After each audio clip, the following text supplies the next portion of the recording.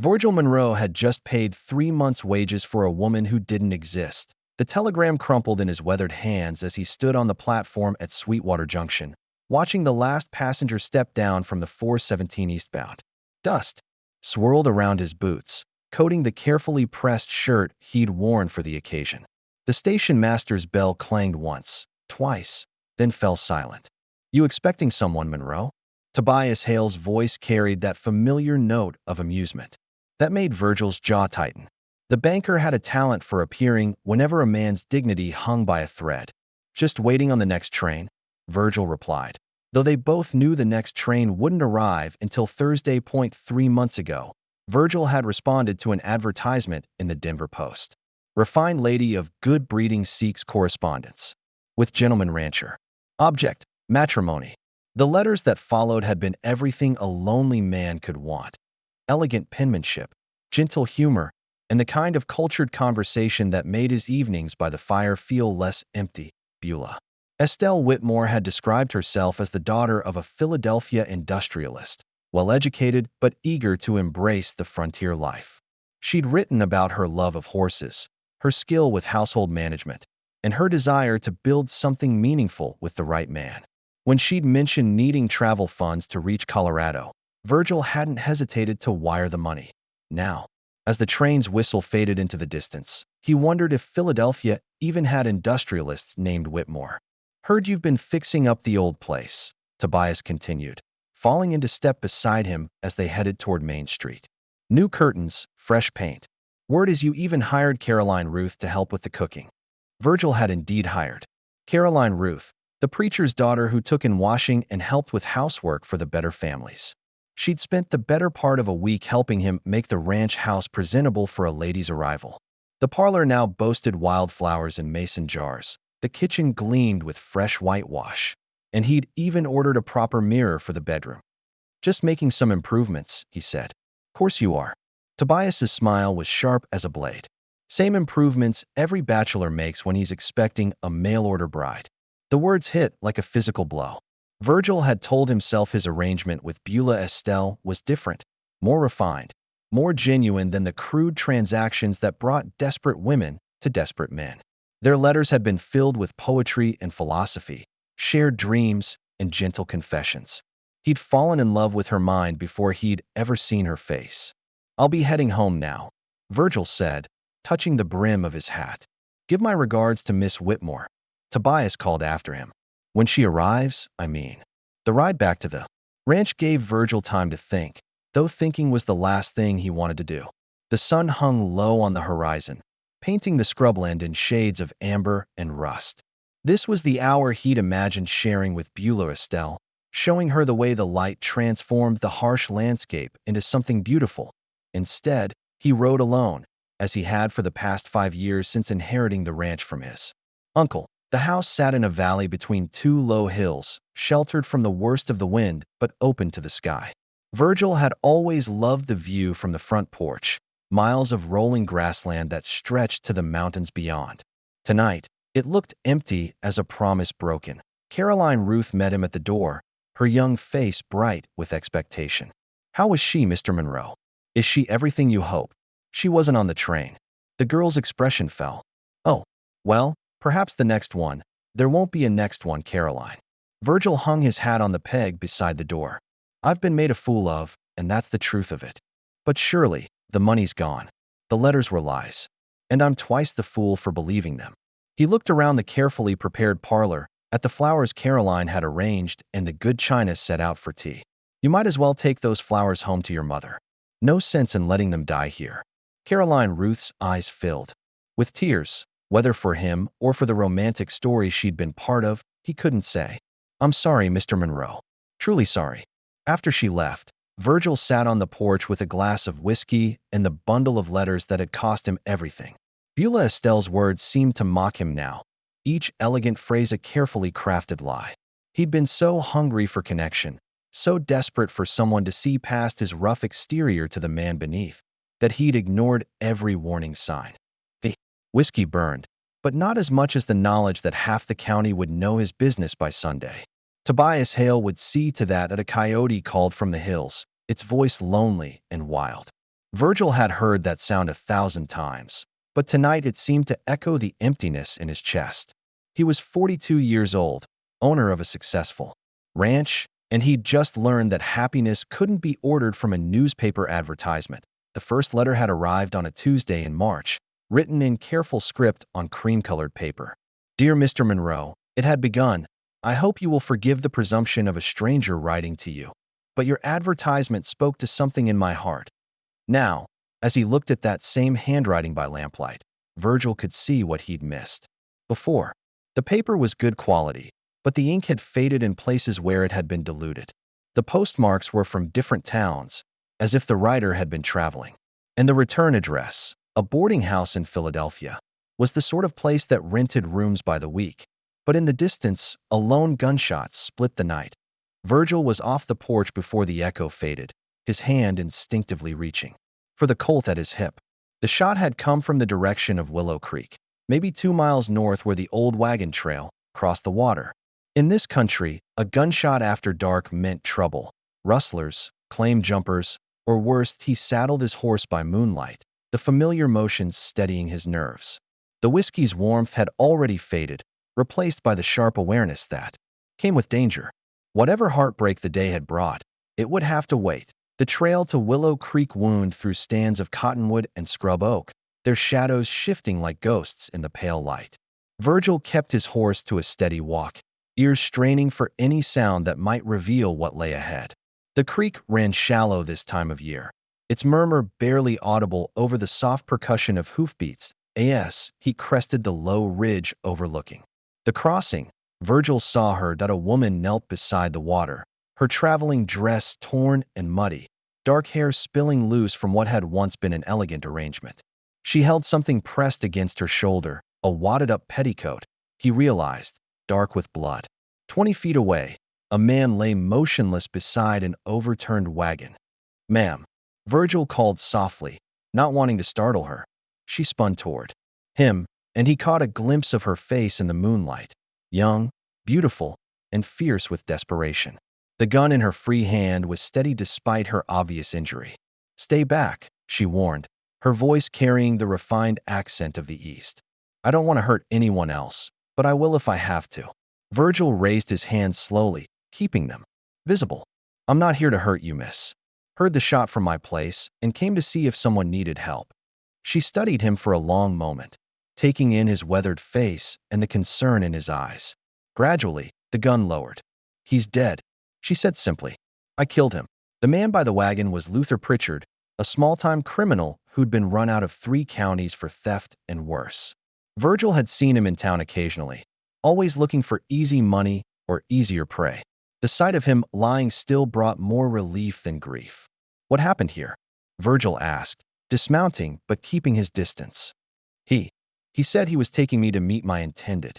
Her voice shook, whether from shock or pain, he couldn't tell.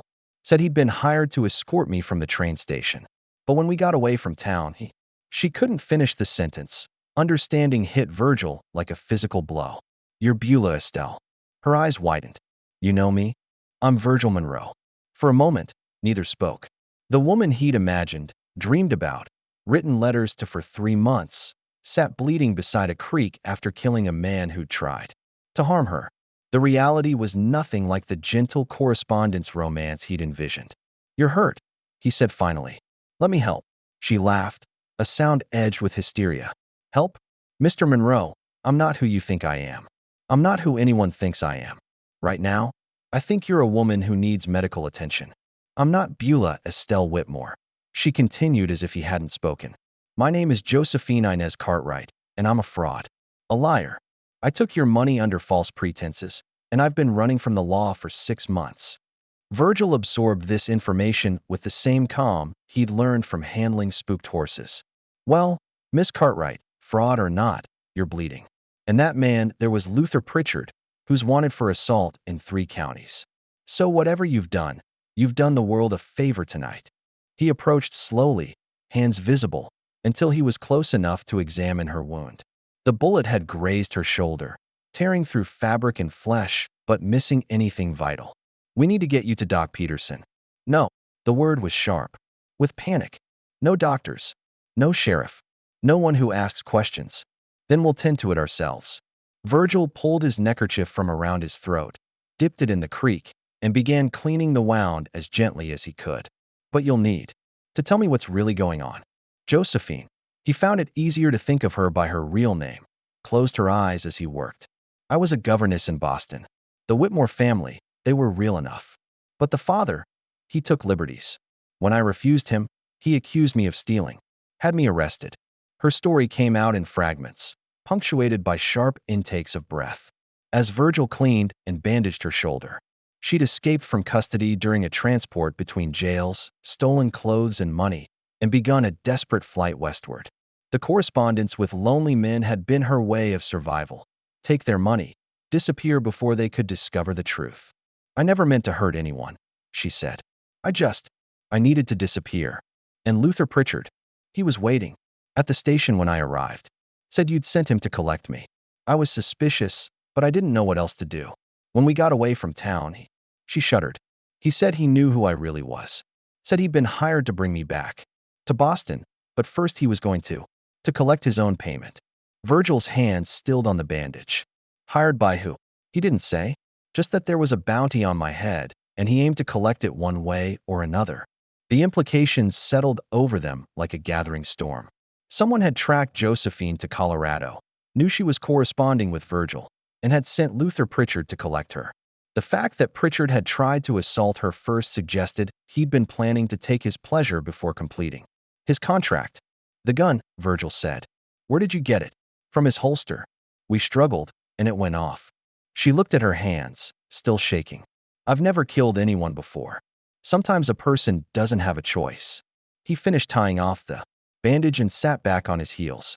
Question is, what do we do now? Josephine met his eyes, and he saw the intelligence that had drawn him to her letters, now sharpened by desperation. You should turn me in. Collect whatever reward they're offering. I've caused you enough trouble. Have you now? Virgil stood, brushing dirt from his knees. Woman kills a man who's trying to assault her. That's not trouble. That's justice. But as he spoke, the sound of approaching horses echoed through the darkness. Too many horses, moving too fast and heading straight for them. How many? Josephine whispered, struggling to her feet despite the pain in her shoulder. Virgil counted the hoofbeats, a skill learned from years of watching for rustlers and claim jumpers. 4, maybe 5. Moving fast, he grabbed her good arm, helping her toward his horse. Can you ride? Do I have a choice? They reached his mount just as torchlight flickered through the trees upstream. Virgil boosted Josephine into the saddle, then swung up behind her. The horse snorted nervously, sensing the tension that crackled between them like electricity before a storm. This way, he murmured, guiding the horse away from the creek toward a narrow canyon he'd explored as a boy. Stay quiet. The canyon walls rose on either side, blocking out the moonlight and muffling sound.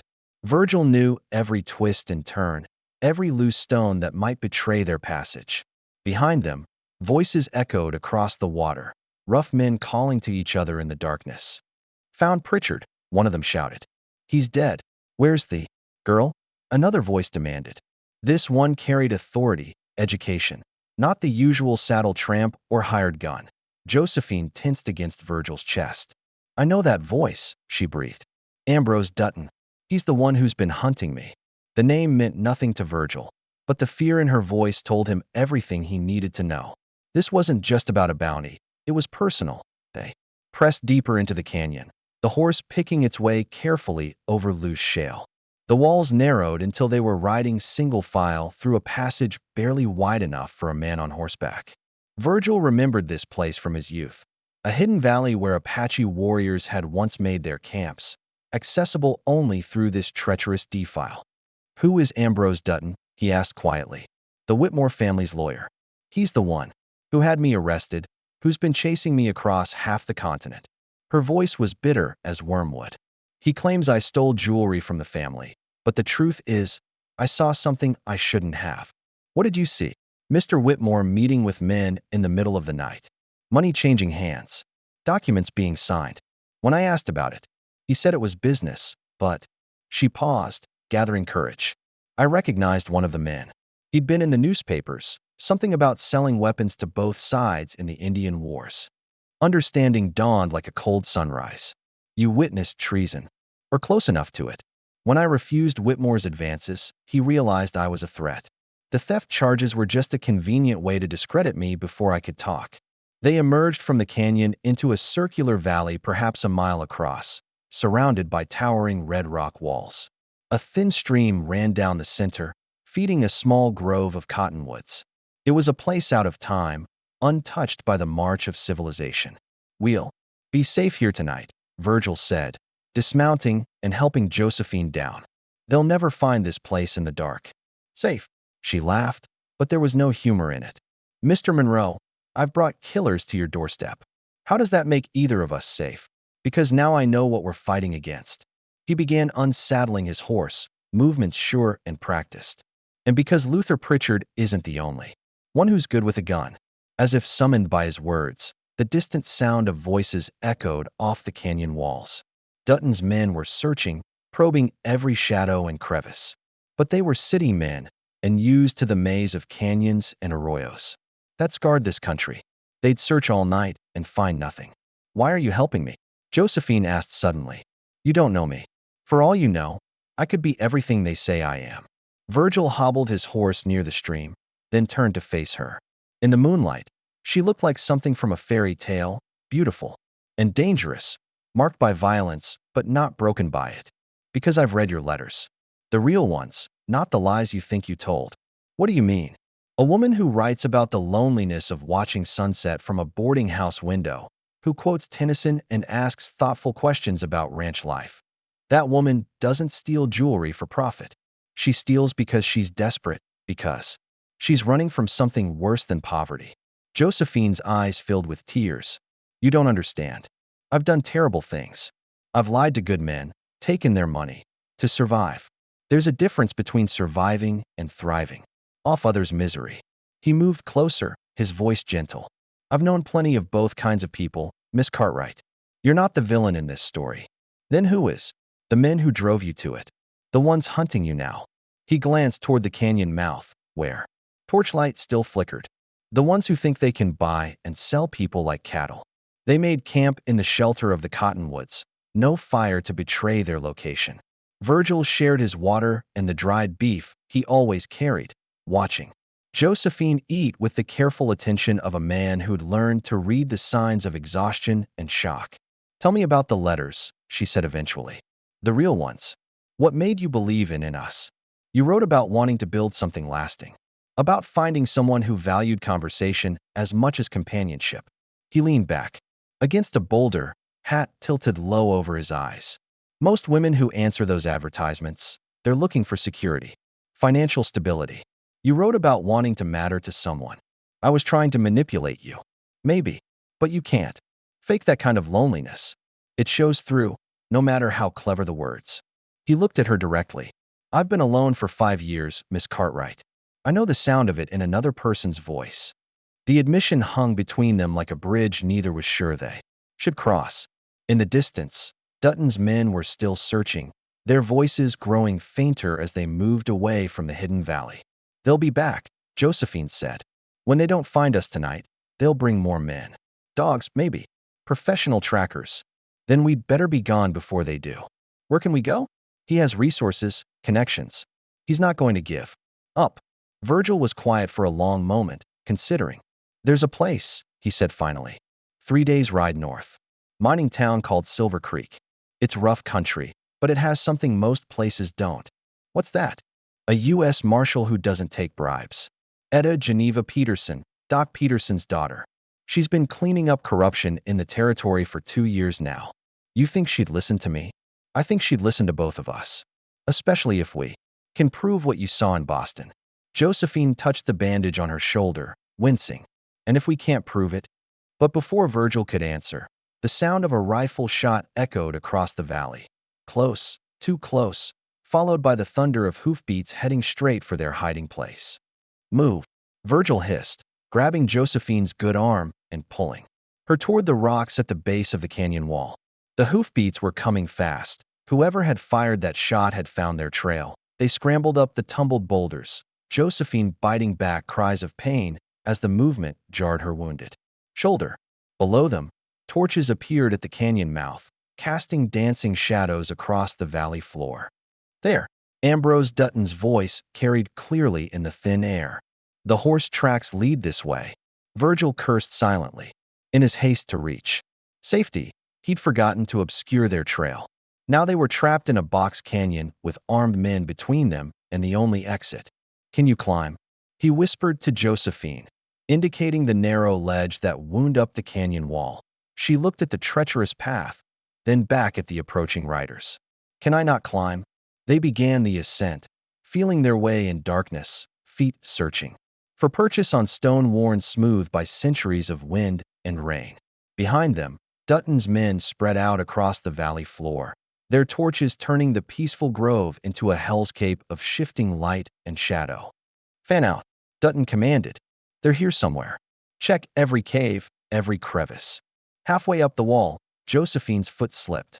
She would have fallen if Virgil hadn't caught her wrist, pulling her against the rock face. The movement sent a shower of loose stones clattering down into the darkness. There, one of the riders pointed upward. On the cliff, rifle fire erupted. From below, bullets whining off stone inches from their heads. Virgil pushed Josephine ahead of him, shielding her with his body as they scrambled for the next ledge. Keep moving, he urged. There's a cave about 30 feet up, old Apache hideout.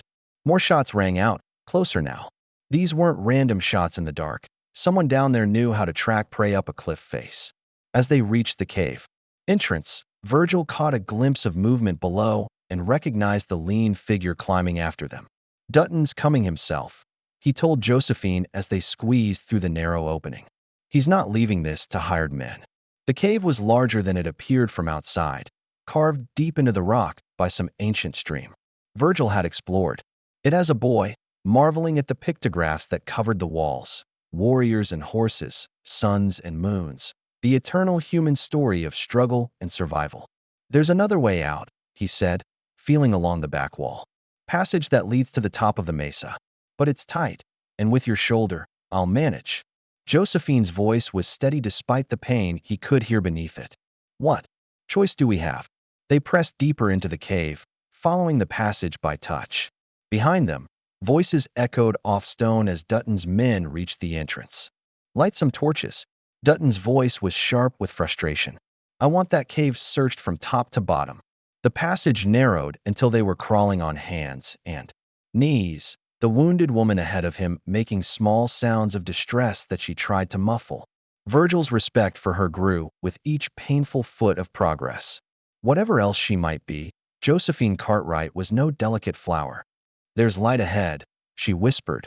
They emerged onto a broad mesa top, the stars spread out above them, like scattered diamonds. Below, the hidden valley was ablaze with torches as Dutton's men searched every shadow.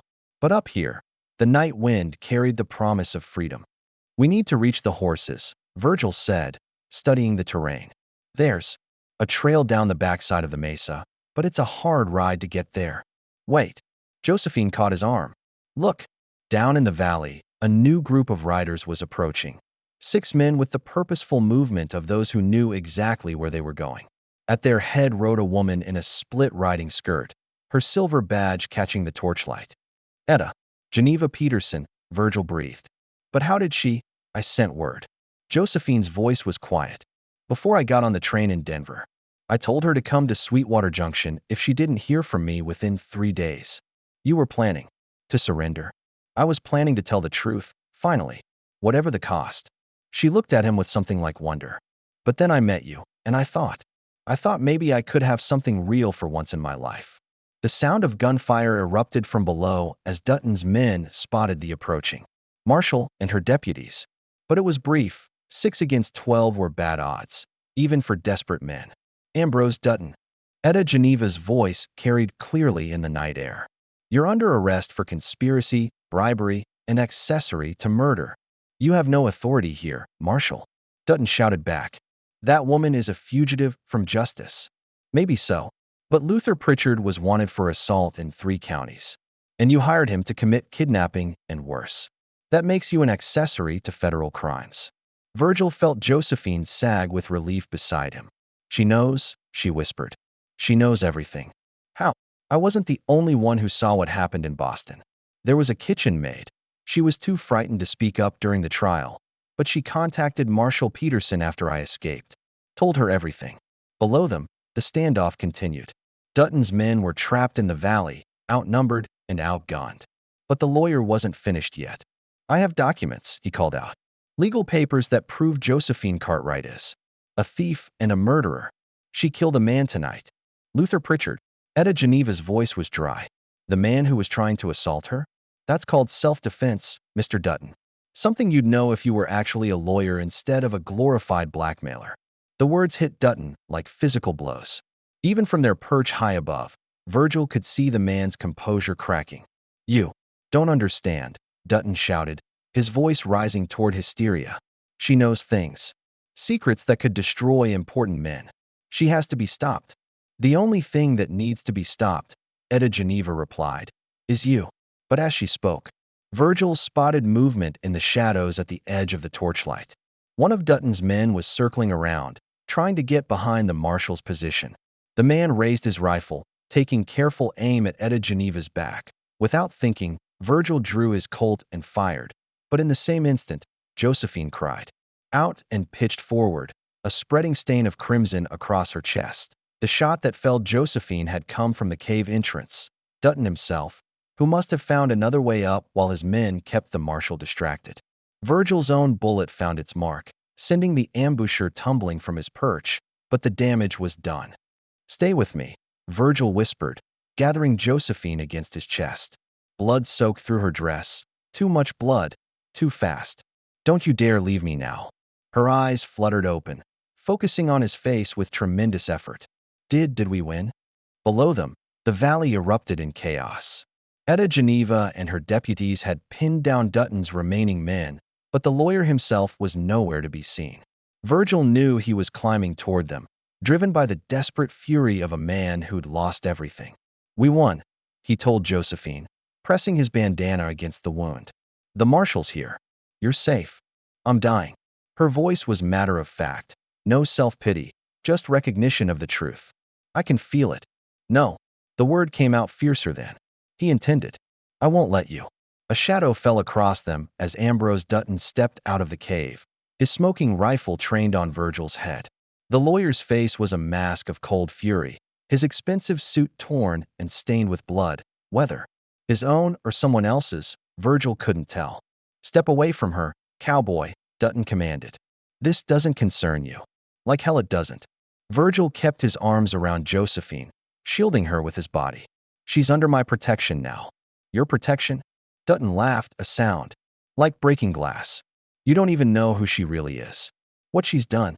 What she's cost me. I know enough. Virgil's hand moved slowly toward his gun. I know you're a coward who sends other men to do his killing. I'm a patriot. Dutton's voice cracked with self-righteous anger. Do you think I wanted to chase this little whore across the country? She threatened to expose operations vital to national security. Selling guns to hostiles is national security. Selling guns to anyone who'll pay, then informing the army where to find them. We've ended 3 uprisings before they started, saved hundreds of lives. Dutton's rifle never wavered. But she wouldn't see the bigger picture, wouldn't understand that sometimes good men have to do terrible things. From below came the sound of boots on stone, the marshal's men climbing up after them. But they'd be too late. Dutton's finger was already tightening on the trigger. Tell me something, Virgil said, his voice conversational. When you hired Luther Pritchard, did you tell him he could have his fun with her first? Dutton's face went pale. That wasn't. I never said, but you knew what kind of man he was. You knew what would happen. Virgil's voice was quiet now. Deadly. That makes you worse than him, doesn't it? At least Pritchard was honest about being a snake. Shut up. Dutton's composure finally cracked completely. I tried to do this quietly, tried to make it look like an accident, but you couldn't leave well enough alone. No, Virgil agreed. I couldn't. In that moment, Josephine stirred in his arms, her hand moving to something hidden in her skirts. The small derringer she'd taken from Luther Pritchard's boot was tiny, almost lost in her palm, but at this range it was more than enough. The shot took Dutton in the chest, spinning him around. He fired wildly as he fell, his bullet going wide. And then Etta Geneva was there with her deputies, securing the scene with the efficiency of long practice. "How is she?" the marshal asked, kneeling beside them. "Bad," Virgil replied. "She needs a doctor. Doc Peterson's already on his way up. Should be here any minute." Etta Geneva studied Josephine's pale face. "You did good, girl. Real good. The evidence you provided is going to put some very important people in prison. The kitchen maid, safe and sound, under federal protection until the trials are over." The marshal smiled grimly. "Turns out Mr. Whitmore's been selling information to about 6 different parties. Government's real interested in having a conversation with him." As if summoned by her words, Doc Peterson appeared at the cave entrance, his medical bag in hand. He was a small, efficient man who'd sewn up more bullet wounds than most battlefield surgeons. "Let me through," he said, gently moving Virgil aside. "Miss Cartwright, can you hear me?" "Barely," Josephine whispered. "But I'm still here." The next hour passed in a blur of medical attention and careful questioning. Doc Peterson worked steadily, his hands sure and skilled, while Etta Geneva took statements from everyone involved. By the time they were ready to move Josephine down to the valley, the sun was rising over the mesa, painting the rock walls in shades of gold and rose. "She'll live," Doc Peterson announced, wiping his hands on a blood-stained cloth. "But it'll be a long recovery. She'll need looking after." "I'll see to it," Virgil said quietly. 6 weeks later, Josephine sat on the porch of Virgil's ranch house, watching the sunset paint the mountains in shades of purple and gold. Her shoulder had healed well, though she'd always bear the scar. More importantly, the charges against her had been dropped, and Ambrose Dutton's conspiracy had been exposed in newspapers from Boston to San Francisco. "Any regrets?" Virgil asked, settling into the chair beside her. She considered the question seriously. "About the lies? Yes. About running? No. It brought me here, to you, to this." She gestured at the vast landscape spread out before them. "To the truth, finally." "And what truth is that?" "That some things are worth fighting for. That good people exist, even when the world seems full of wolves." She turned to look at him, this man who'd risked everything for a woman he barely knew. "That love doesn't always come in the package we expect." The wedding was small, just Caroline Ruth and her family, Doc Peterson and his daughter the Marshal, and a handful of neighbors who'd grown fond of the quiet woman who'd brought such excitement to their peaceful valley. Tobias Hale performed. The ceremony, his earlier smugness replaced by genuine warmth as they exchanged vows. Virgil thought about the advertisement that had started it all, the desperate hope that had led him to risk his heart on a stranger's letters. The woman he'd married wasn't the refined Philadelphia heiress he'd imagined, but she was something better. She was real, brave, and his eye in the garden behind the house. The roses Caroline Ruth had planted were beginning to bloom, their red petals bright against the weathered fence. They'd grow wild if left untended, but with care and patience, they'd flourish in this harsh country. Much like love itself, Virgil reflected, watching his bride's face glow in the lamplight. Well now, that there's a tale worth telling twice. If you found yourself holding your breath through this wild ride, reckon you'd do me the kindness of hitting that like button and leaving a word or two in the comments. And don't forget to subscribe for more tales of the frontier, where love and danger dance together under the endless sky. Speaking of which, drop a comment and tell me where you're watching from today. I'd be mighty curious to know how far this story has traveled.